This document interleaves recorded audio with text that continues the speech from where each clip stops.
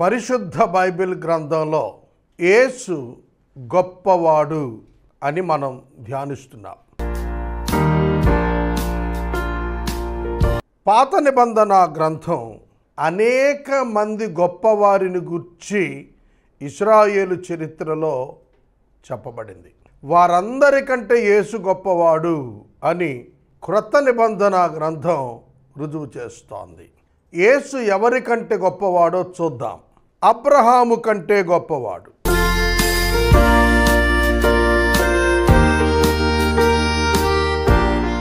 యోహాను సువార్త 8వ అధ్యాయం 53 నుండి 58 వచనాల మధ్య యూదులు యేసుక్రీస్తు ప్రభువును అడిగారు, నీవు అబ్రహాము కంటే గొప్పవాడివా అని. దానికి యేసు ఇచ్చిన జవాబు, అబ్రహాము నన్ను చూడాలని మిక్కిలి ఆశించాడు, చూచాడు, ఆనందించాడు అన్నాడు. అంటే నేను అబ్రహాము కంటే గొప్పవాణ్ణి అని తాను చెప్పాడు. రెండవ వ్యక్తి మోషే. మోషే కంటే యేసు గొప్పవాడు.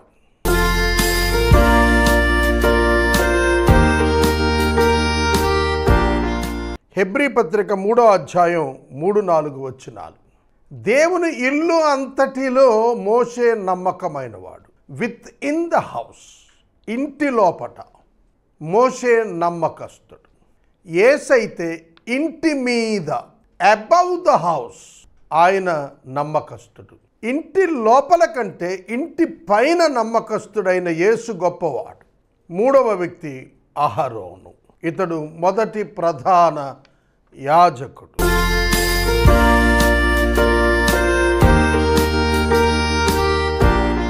హెబ్రీ పత్రిక 7వ అధ్యాయం 26 నుండి 28 వచనాల మధ్య అహరోను అను ప్రధాన యాజకుని కంటే ఏల యేసు గొప్పవాడో చెప్పబడింది. అహరోను తన పాపముల కొరకు, ప్రజల పాపముల కొరకు బలులను ఇచ్చువాడు, జంతు బలులను ఇచ్చువాడు.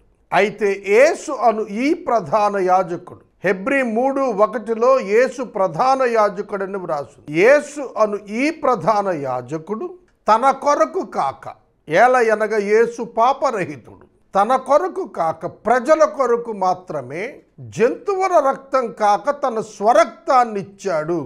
అందున యేసు అహరోను కంటే గొప్పవాడు. నాలుగవది యోనా కంటే యేసు గొప్పవాడు.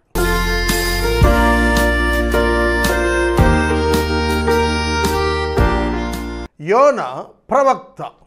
ఇతడు అన్యులను ప్రేమించని ప్రవక్త, అన్యుల రక్షణను ఆశించని ప్రవక్త, సహించని ప్రవక్త. యేసైతే అన్యజనుల కొరకును తన ప్రాణాన్ని పెట్టాడు. యేసు యోనా కంటే గొప్పవాడు.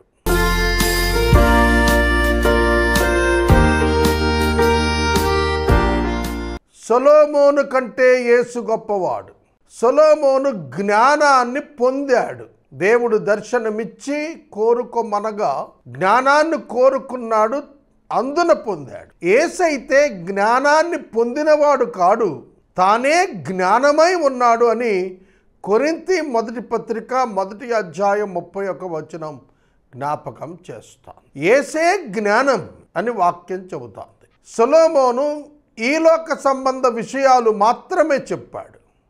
యేసు పరలోక సంబంధమైన విషయాలను చెప్పాడు. సొలొమోను ఈ లోకములో సమస్తం వ్యర్థమని చెప్పాడు. యేసు వ్యర్థమని చెప్పబడిన లోకములో నుండి నిత్య జీవానికి వెళుతున్నటువంటి ఒక మహాగుంపును గురించి ఆయన చెప్పారు.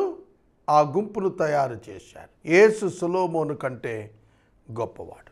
5 వ్యక్తులు మనం చూచాం. ఇప్పుడు దేవాలయాన్ని చూద్దాం.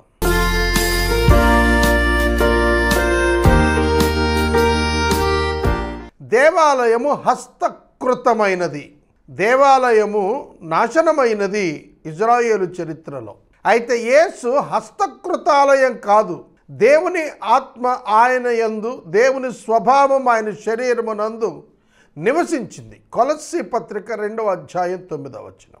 దైవత్వం యొక్క సర్వపరిపూర్ణత శరీరముగా ఆయన యందు నివసించింది. కనుక దేవాలయము పెరిషబుల్ అయ్యింది ఓల్డ్ టెస్ట్మెంట్లో. కానీ యేసు నాన్ పెరిషబుల్, ఆయన నశింపు లేనివాడై నిత్యము ఉన్నవాడై ఆయన తన శరీరం అనేటువంటి దేవాలయమును 3వ దినాన తిరిగి లేపాడు పునరుద్ధానంలో.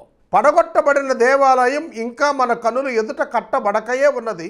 కానీ యేసు దేవాలయం అనగా యేసు శరీరమున దేవాలయం మన కనుల ఎదుట పునరుద్ధానుడై లేచినవాడుగా నిలబడిన దేవాలయంగా కనబడతాను.